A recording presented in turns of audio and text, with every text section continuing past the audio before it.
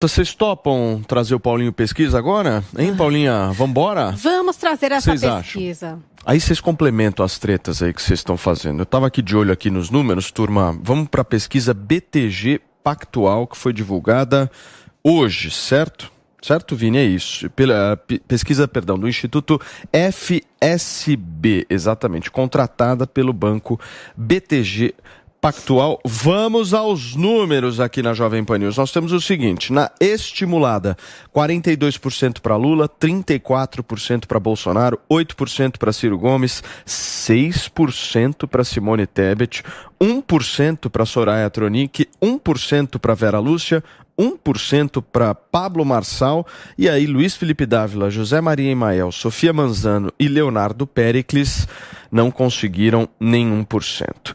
Não querem nenhum, somam 3%, brancos ou nulos 1%, e não sabe, não respondeu na estimulada, somam 3%. Vamos para a espontânea aqui. Espontânea quando ninguém apresenta lista nenhuma de candidatos ao entrevistado. Lula 40%, Jair Bolsonaro 33%, depois nós temos uma grande queda. Ciro Gomes 5%, Simone Tebet 3%, outros candidatos somam 2%, nenhum 3%, branco ou nulo 3%, e aí um dado importante, hein? Não sabe, não respondeu 10%. Esse é um número alto, que é bem diferente do número de 3% da pesquisa estimulado. Vocês querem que eu já fale os números do segundo turno para falar o Paulinho Pesquisa completo aqui, né, Vini? Vamos lá.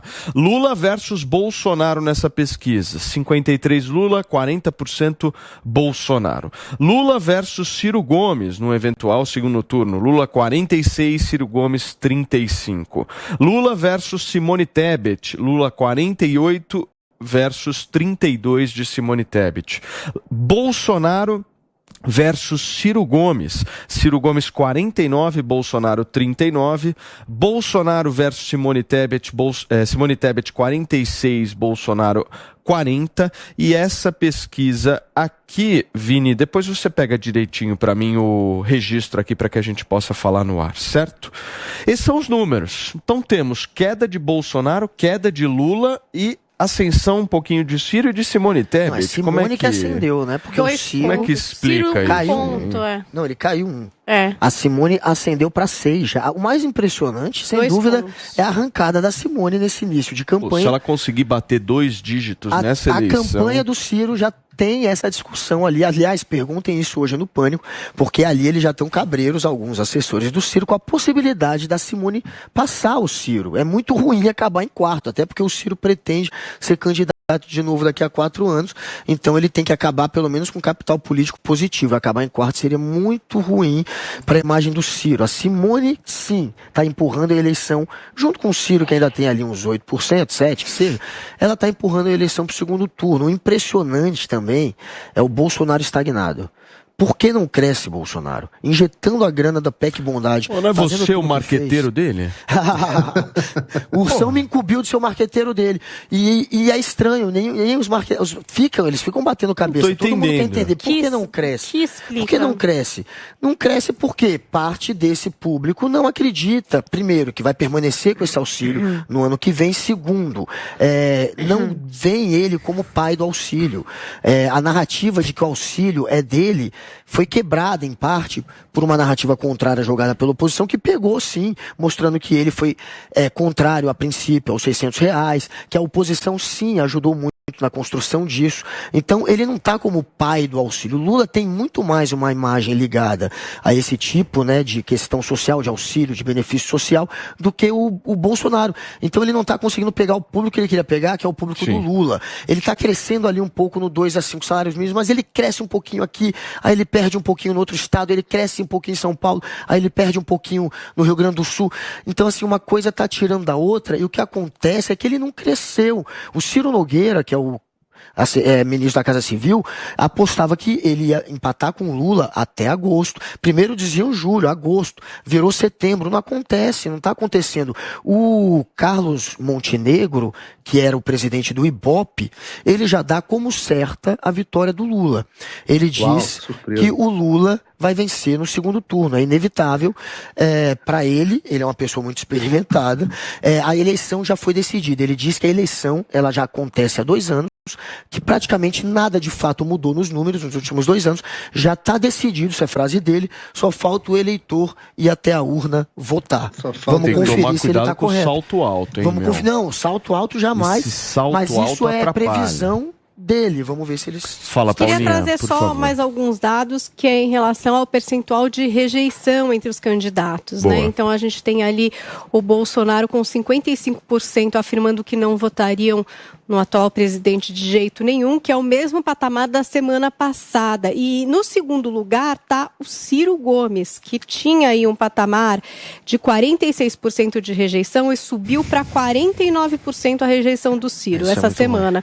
O Lula tem 46% de rejeição, antes ele tinha 45%, e a Simone Tebet tem 36% de rejeição, antes tinha 30% de rejeição. Então, também à medida que o Ciro e a Simone apareceram mais no debate, também trouxe ali um lugar, né, de mais votos talvez para Simone, mas também de rejeição. Olha só, gente, essa pesquisa, só para passar para vocês o dado certinho, foi feita entre sexta-feira, dia 2, e domingo, dia 4, com 2.000 eleitores, um intervalo de confiança de 95%, margem de erro de 2 pontos, e está registrada no TSE sob o número BR-01786/2022.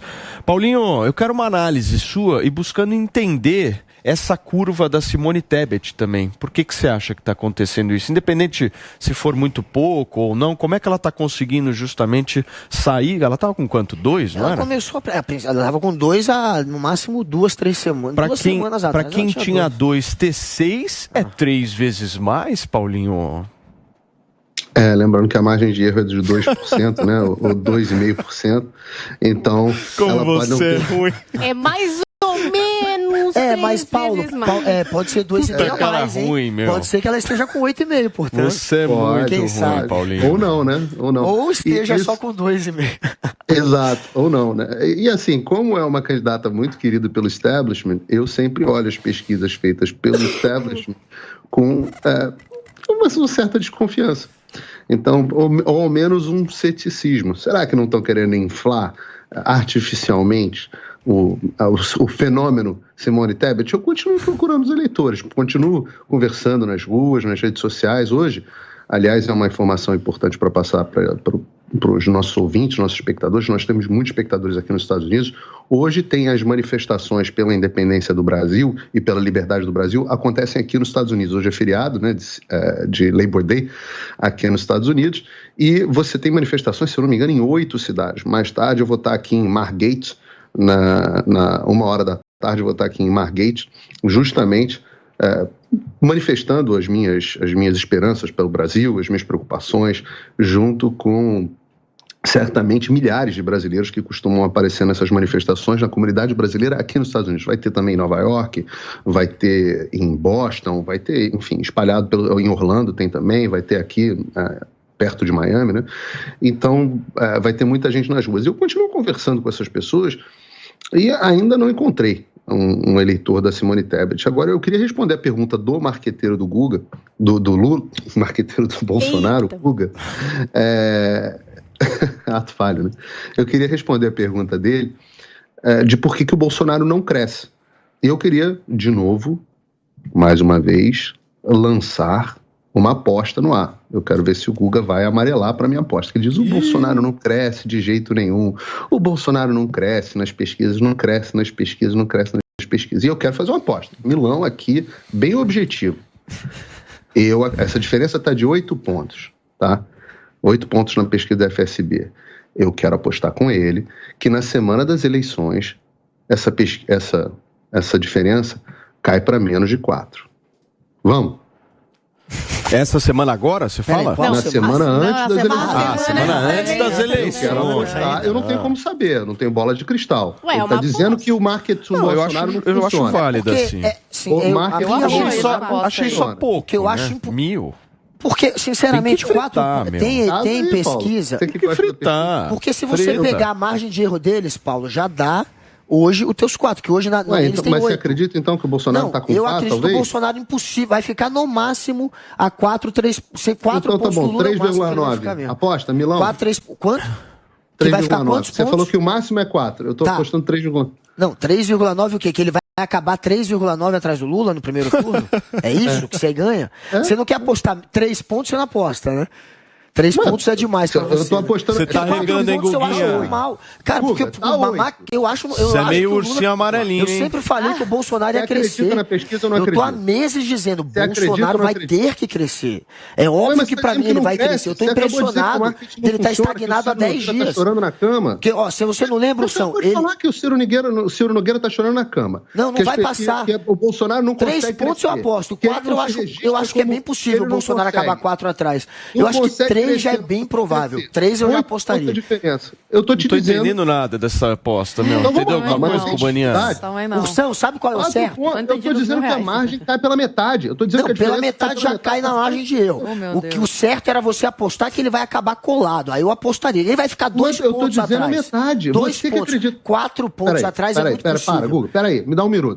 Você, então, acredita que o Bolsonaro vai terminar o primeiro turno colado no Lula, muito mais. Eu tô falando há um tempão que eu acho que o Bolsonaro vai acabar 4 ou 5, no máximo, atrás do Lula. No máximo. Tá bom, eu aposto menos de 4. Eu tô dizendo isso há meses, bem antes das pessoas mostrarem subindo. Eu topo sim ou não, meu? Abaixo de 4 eu 3 pra baixo você ganha. Se ele acabar só 3 pra baixo, você ganha. 3 pra baixo. Mas como é que pode? 3 pontos. Tá bom, meu, beleza. Tá vendo? Esse programa não tá bom pra fazer a margem. Sabe qual é o certo, São? Você apostar que ele vai acabar em primeiro. Em primeiro, São aposta. Isso aí não. Acabaram com eu entendi. Esse negócio de aposta. Ninguém mais quer apostar. Os caras apostam milão. A gente apostou 18 conto, eu nem recebi ainda. É um negócio inacreditável.